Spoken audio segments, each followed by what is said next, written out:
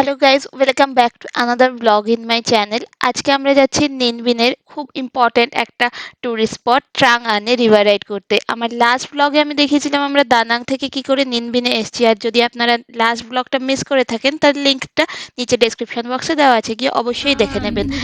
এই যে আমরা ট্রাং আন এসে গেছি, এবার আমরা যাব রিভার রাইড করতে। এই ট্রাং আন এসে গেছি, টিকিট কাউন্টার এদিকে, টিকিট কাটতে যাব। ওই যে দেখা যাচ্ছে টিকিট কাউন্টারটা, দারুণ।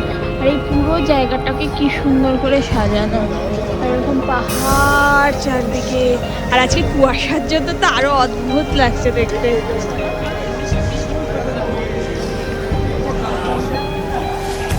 টিকিট কেটে আমরা সুড়ঙ্গের মধ্যে দিয়ে, মানে আন্ডারগ্রাউন্ড রাস্তা, এটা একটা সাবওয়ে টাইপের, তার মধ্যে দিয়ে যাচ্ছি বোটের যেই ঘাট থেকে ছাড়বে সেই দিকে।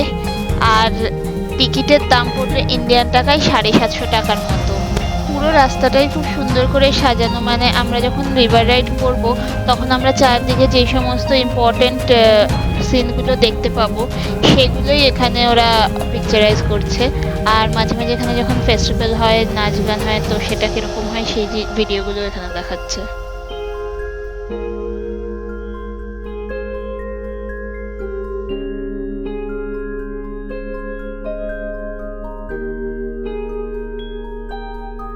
সাবওয়েটা থেকে বেরিয়েই এলো এই ছোট্ট পুলটা, যেটা ত্রাঙ্গান নদীর উপর দিয়ে ওই পারে যাওয়ার রাস্তা। আর ওই পার থেকেই আমরা বোটে চড়বো।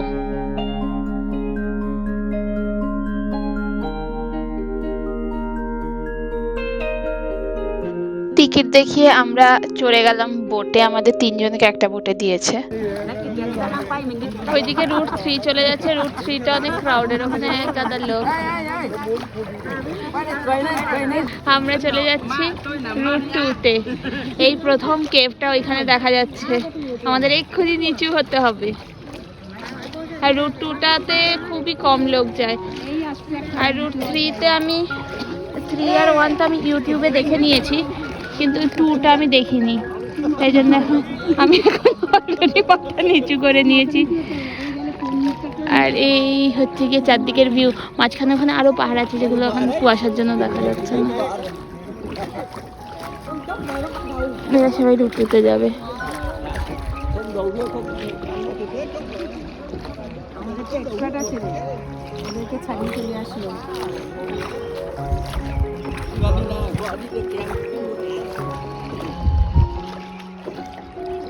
এই আমরা এসে গেছি, প্রথম কেভে ঢুকছি। এটার নাম হচ্ছে গিয়ে হ্যাং লাম লাম কেভ। আর হচ্ছে গিয়ে 60 মিটার এটার লেন্থ, কিন্তু এটা অনেক উঁচু কেভ। এটার মধ্যে মাথা নিচু করতে হচ্ছে না আপাতত, জানি না আগে গিয়ে করতে হবে কি না।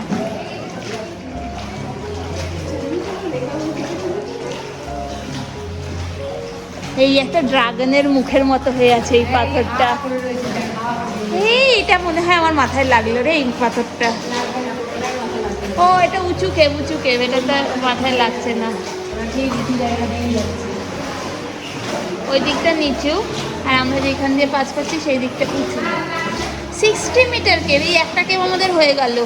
রুট নাম্বার 2তে আছে টোটাল 5টা কেভ আর 3টে স্পিরিচুয়াল স্পেস। তো একটা হয়ে গেল কেভ, এ বেরোচ্ছি। আরও 4টে কেভ আছে। রুট 1-এ 9টা কেভ আছে আর 3টে মন্দির আছে। রুট 3তে 4টে কেভ আর 3টে মন্দির আছে। হয়ে গেছে, প্রথম রুট কমপ্লিট। এই আমাদের ফার্স্ট টেম্পল। 3টে টেম্পলের মধ্যে এটা হচ্ছে গিয়ে ফার্স্ট। তো এখানে আমরা হয়তো নামবো এখন।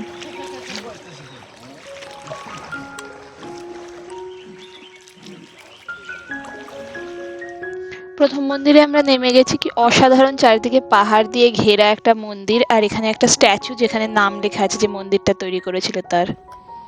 এটা হচ্ছে গিয়ে ফার্স্ট প্যাগোডা আমাদের। আর এটা চারদিকটা এরকম পাহাড় দিয়ে ঘেরা, আর পাহাড়ের উপর হালকা হালকা মেঘ। কি সুন্দর দেখতে লাগছে। আমরা এখানে ফটো তুলছি না, কারণ আমরা সবাই লাইফ জ্যাকেট পরে রয়েছি, আর ওগুলো বারবার খুলে খুলে নামতে পারবো না বলে ওগুলো পরেই রয়েছি, আর এই জন্য ফটো তুলবো না।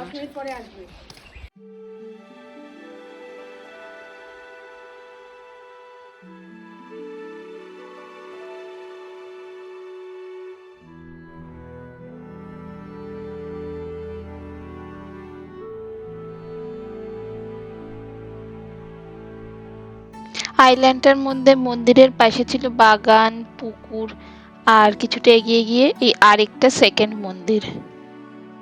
ধুলো নেই। কি সুন্দর ভেতরের ডিজাইন গুলো, চকচক করছে একদম। আর একটা লোকও নেই, আজকে বৃষ্টি হয়েছে বলে এখানে একদম ভিড় নেই। রোদ পড়লে কি হয় বলতো, এটা যে পুরো ভেতরটায় লেয়ার লেয়ার লেয়ার লেয়ার করে গোল্ডেন গোল্ডেন করে ডিজাইন করা, মানে ক্যামেরায় আর কতটুকু তোলা যাচ্ছে। অরিজিনালি এত সুন্দর। কি ও, এখানে বিরাট বিরাট গ্লাস আর বাটি বানানো, পুরো ব্যাপারটাকে একবারে নেওয়া যাচ্ছে না, মাঝখানে মাঝখানে পিলার দেওয়া দেখতে। আর বাইরে এইরকম পাহাড়ের ভিউ। আর এই যে জায়গাটায় আছে সেই জায়গাটায় দুটো কেবের মধ্যে এইটা পুরো আমরা আটকে রয়েছি, এখানে কোনো এন্ট্রান্স নেই, এক্সিট নেই। তৈরি করা অনেক প্ল্যান করে আমরা ওই কেভটা দিয়ে ঢুকেছি। এটা পুরো একটা বদ্ধ পাহাড় দিয়ে ঘেরা রয়েছে। ওই টেম্পলটায় গেলাম, এবার এখানে কোনটা যে কেভ বুঝতে পারছি না, আস্তে আস্তে এগোচ্ছে। এটা দিয়ে আমরা বেরোবো। এই কেভগুলোর নিচে না পাথর পড়ে আছে, এই যে একটা দেখা যাচ্ছে মোটা একটা পাথর, এখানে আমরা পা দিয়ে নামতেও পারি ইচ্ছা করলে। ও মাই গড, এটা আরেকটা কেভ, এই আমাদের 2 নম্বর কেভ। এটা হচ্ছে কি 250 মিটার, আগেটা 60 মিটার কেভ ছিল, আর এটা হচ্ছে কি 250 metre. Hang Vang Vang cave. আর এটা পুরো অন্ধকার কেভ, এই জন্য ভেতরে লাইট দেওয়া। ওটা 60 মিটার ছিল, ওদিক থেকে এদিক থেকে আলো ঢুকে যাচ্ছিল, এটা মোটে আলো নেই, মানে ওই দিক থেকে আলো ঢোকার কোনো চান্স নেই, সেই জন্য এরা আলোর ব্যবস্থা করে রাখে।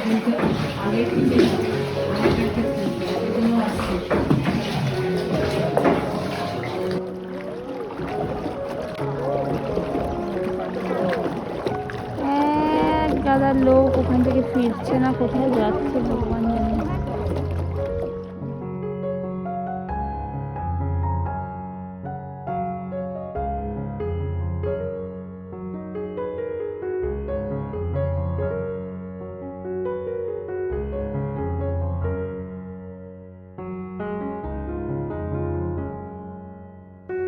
আমরা এখন দুটো কেভ আর একটা স্পিরিচুয়াল স্পেস কভার করে যাচ্ছি আমাদের থার্ড পয়েন্টের দিকে।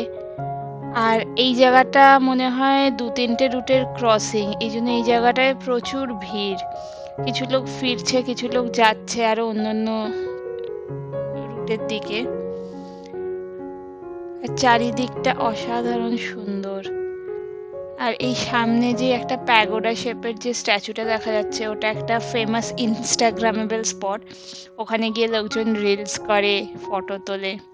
তো এখন আমাদের ওটার চারদিক থেকে ঘুরাবে।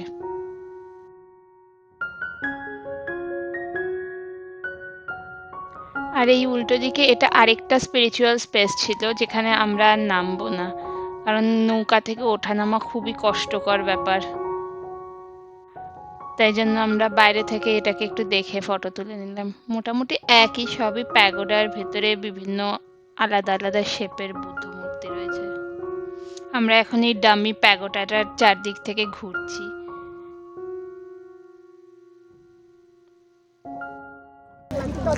এই ওই প্যাগোডাটার পেছন দিক দিয়ে এবার একটা সরু কেবে নিয়ে যাচ্ছে, এবার মনে হয় মাথা নিচু করা কেবটা। আরে বাবা,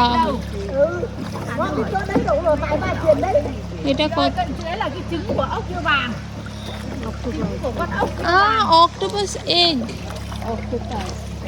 ও স্ট্রবেরির মতো, অর্ধেক করা স্ট্রবেরির মতো এখানে লেগে আছে জিনিসপত্র। ওই যে ও লাল লাল লাল লাল কি এগুলো? এগুলো হচ্ছে কি অক্টোপাসের এগ। এই কেকটা আরো বড়, এগুলো অক্টোপাসের ডিম। হ্যাঁ, ওই যে লাল লাল লাল লাল লেগে আছে। 320 মিটার। কোনো আলো নেই তো। তারপরে আবার এই যে লাল লাল লাল লাল যেগুলো লেগে আছে এগুলো হচ্ছে কি অক্টোপাসের ডিম। ওরে বাবা, এটা মাথায় বাড়ি খাওয়ার কেভ। এই রে, আমি মাথা নিচু করেছি। ওরে বাবা, ওখানটায় জল পড়েছে, এখানে কিরকম। এই খেলাম মাথায় বাড়ি। এই মা, মাথা বাড়ি খাবে, মাথা বাড়ি খাবে। ওরে বাবা, এইগুলো মাথাগুলো, এটা এটা ন্যাচারালি মনে হয়। এটা বানালো কিরকম, এরম বানাবে নাকি? লাইট লাগায় কেবের মধ্যে।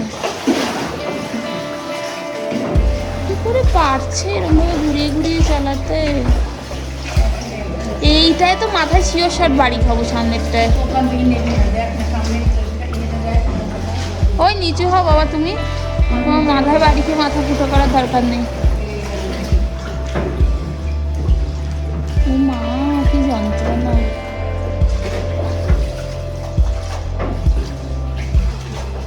320 মিটার কেভ।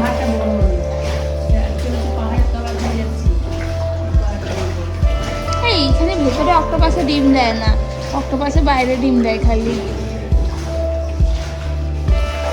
আমি প্রথমে ভেবেছি কে যেন লজেন্স ফজেন্স কি। ও মা, আমার গায়ে কি একটা পড়লো জলের ফোঁটা। ও মা গো, এই কি ছোট্ট একদম সবাই। এই কি করে একদম পাশ কাটিয়ে চলে গেল নৌকাটা। এ মা, নৌকাটা একদম পাশ কাটিয়ে কাটিয়ে ঝোড়ো যে যেখানে উঁচু সেখান দিয়ে নিয়ে যাচ্ছে। বাবা, এটা কি ফ্লো। এইবার তো মাথাটা নিচে করতেই হবে, এবার আর বাঁচার উপায় নেই। ইস, ফোটা ফোটা জল পড়ছে ওপর থেকে।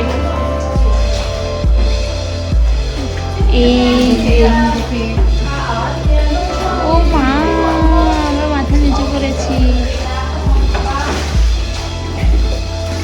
সামনের নৌকাটাকে দেখলেই বোঝা যাচ্ছে যে এই ভেতরে অক্টোপাসে ডিম দিয়েছে, ভেতরে ওখানে একটা অক্টোপাসে ডিম দিয়েছে।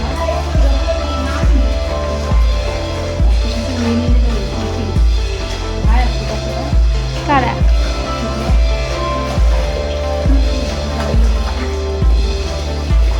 এই কেভটা শেষ হলো, বাইরে আলো দেখতে পেয়েছি আমি। এই জায়গাগুলো যেগুলো প্লেন প্লেন যেগুলো ওরা ম্যানুয়ালি কেটে দিয়েছে। ও বাবা, এটার মধ্যে বাড়ি খেতে পারি মাথায়। উরি বাবা,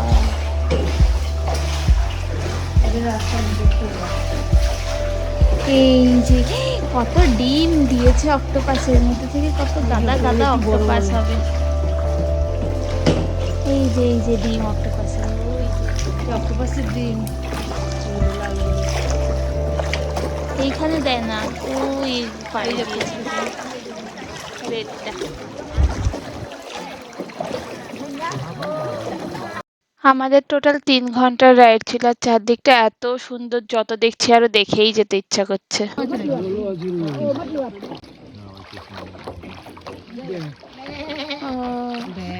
আমাদের নৌকাটা যে চালাচ্ছিল সেই মহিলা দেখে মনে হচ্ছে প্রায় 60 বছরের ওপর বয়স হবে।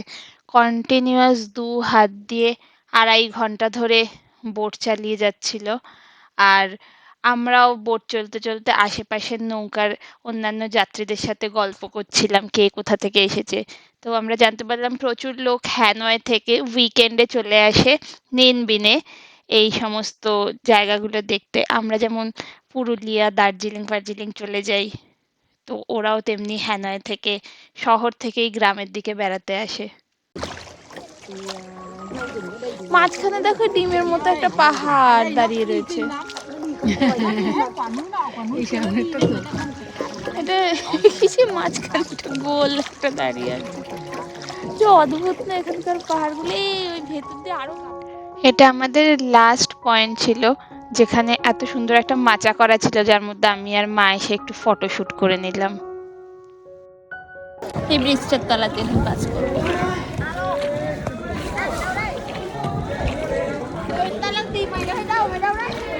ওদেরকে নিয়ে কর। ও, এটার উপর দিয়ে তোমরা একটু আগে গেলাম। হ্যাঁ, এর উপর দিয়ে তো ওইদিকে গেলাম।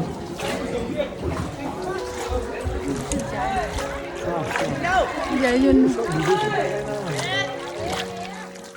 জাপান, ইন্দোনেশিয়া সব দেশের দেশে ভাবতেই পারে না।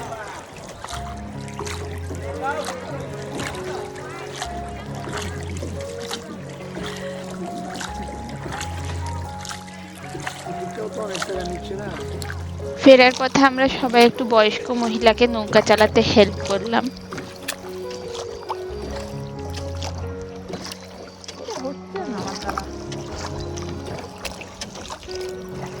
এই যে টাকা একটু পিছনের সিন ট্রেন তো তুলছিলাম।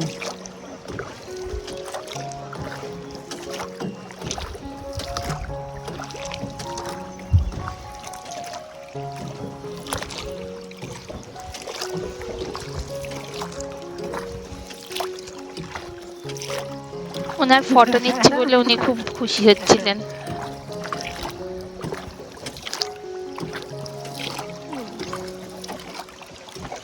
হাঁপিয়ে গেছি।